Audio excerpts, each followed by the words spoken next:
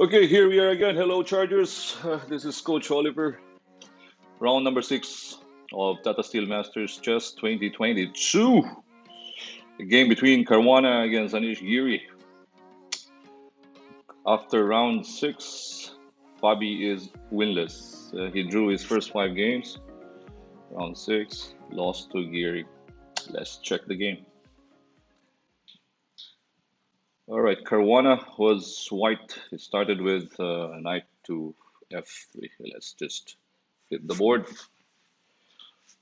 Giri went for d5. Caruana went for b3. Okay, we are going into the Nimzo Larsen. Bishop f5.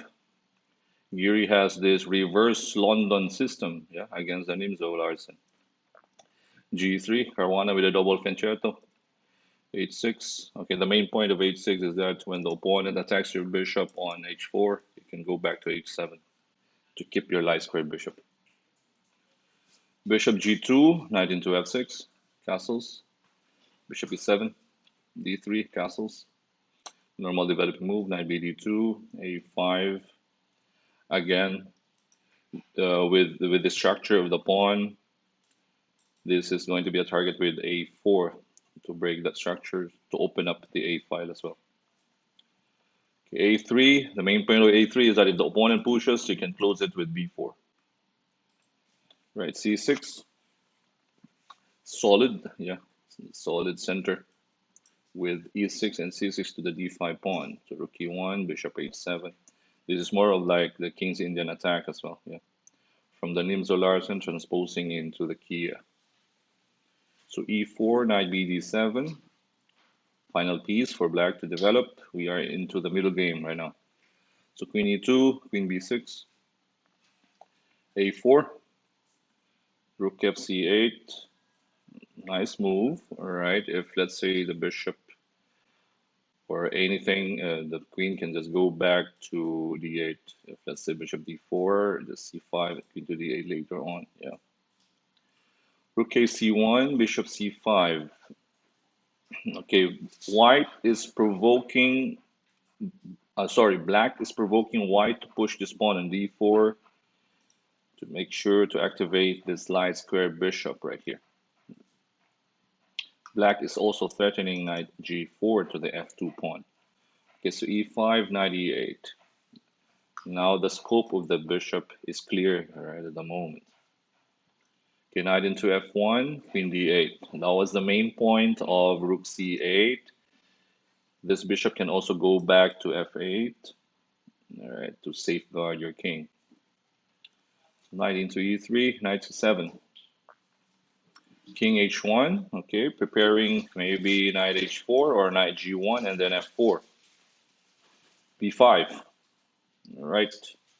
If you look at this side of the board,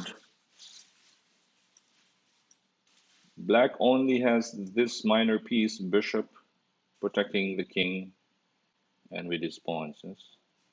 Black's pieces are concentrated on the queen's side.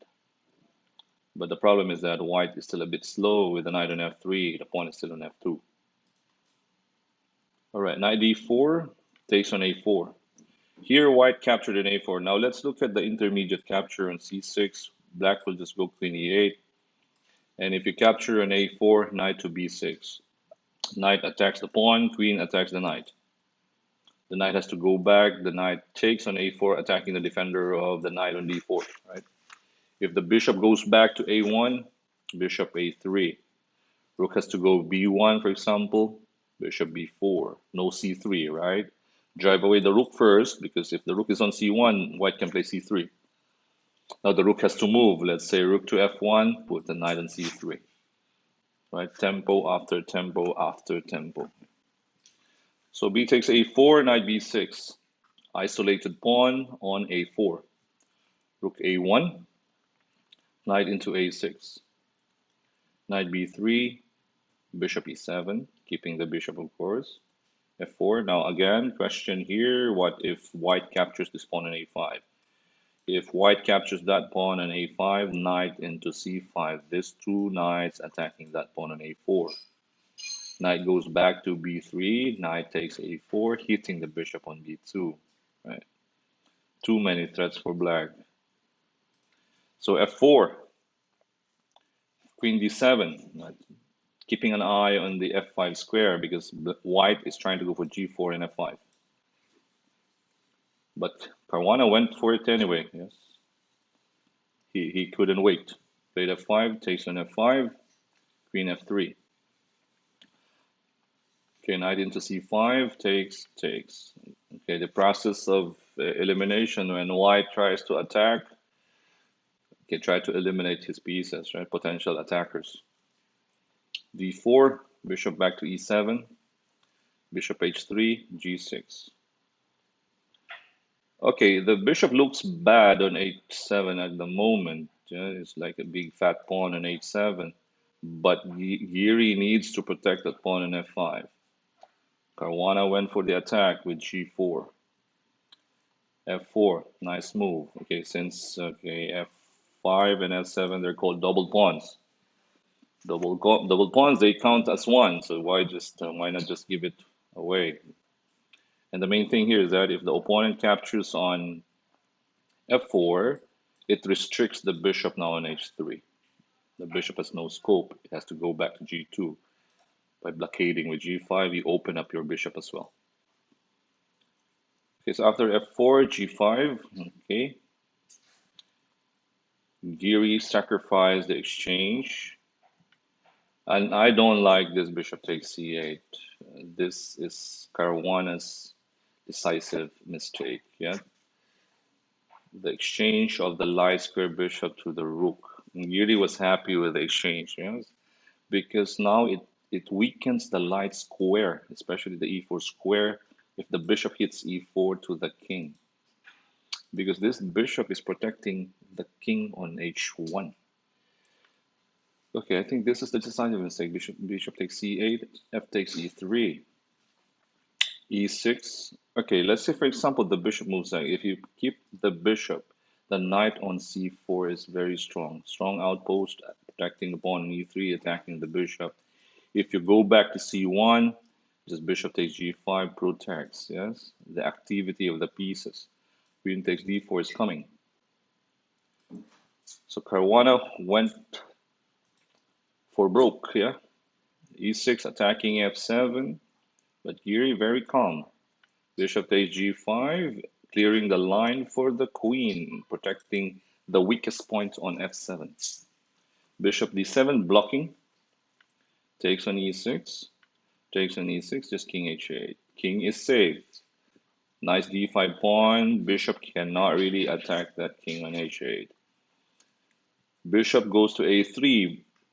Caruana was hoping for bishop d6 and bishop e5, but knight c4, no chance. Taking away the d6 square. Bishop also cannot go to f8. Okay, if let's say he goes to f8, for example, just knight d2, right? Where's the queen going? No square for the queen, and the rook will take the bishop on f8. Okay, so after knight c4, bishop c5, just queen g7. Okay, keeping the king safe. Queen into g4, bishop f6. Although rook e8 is also possible here, right? Developing your last piece, centralizing the rook. But Giri wants to control the dark squares. He's also hitting the d4 pawn. Rook ab1, g5. Okay, he wants to open up this bishop as well. Bishop e4 is coming. Caruana didn't want that bishop to go to e4 because it's going to attack his king. So bishop f5, rook e8. Rook b6. I don't understand this rook b6. Okay, just final trick. I don't know, because the knight probably is very strong on that c4. But just takes on f5, takes. The king is safe, yeah. Bishop takes e5, bishop c3. Takes on c3, takes on c3. Okay, here king g2 was played. Now, the rook on e1 is hanging. You cannot take the rook on e1 because white can go for perpetual check. If you play king h7, just queen f7, yes, king f8, king h8, queen takes e8, just keep on checking. So queen d2 check first, intermediate check. King goes to f1, king g7, threatening rook f8. The queen is protecting the mate on f2.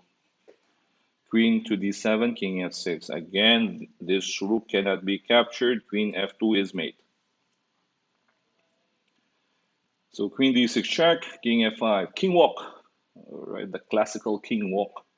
Queen d7 check, rook into e6, blocking the check of the king, the queen. Queen a7, king g4, queen to f7, protecting f2 and attacking the rook. Final move by Giri, rook e4, and Caruana resigned. Okay, one last check here. Queen to d7, for example, just king h4, king is safe, no more checks. How do you stop queen f2 or rook f4? Yeah. If you stop it with rook e2, just rook f4 check. King into g2, rook queen takes e2 check, king h1, rook f1 is shamat. It's checkmate. Yes. So a pretty strong win here by Anish. And Caruana is still winless after round 6, drawing his first 5 games, losing round number 6. He's definitely in a slump right now, yes. And I don't know if he's still keeping his standing as a world number 2 or world number 3. I'm not too sure, right? After this loss, he could go down to number 4, maybe, or I'm not sure. Firuza is number 2. I have Firuza number 2. Dingliren is number 3. I'm not sure if I want a 4 or 5. Yeah. All right. Anish win by Giri against Caruana in round number 6. Carlsen also won his game, so Carlsen is tied for the lead with 4 out of 6. Tomorrow will be round number 7. We are again expecting more decisive games tomorrow. Okay, the next rest day will be on the 24th. That's a Monday. Yep. All right. Thanks for watching. And then please continue to support Charge Max Chess. Follow us on Facebook and YouTube. Again, guys, we will continue to give you highlights of Tata Steel tomorrow, round number 7. All right, this is Coach Oliver. I'm signing off. Bye-bye.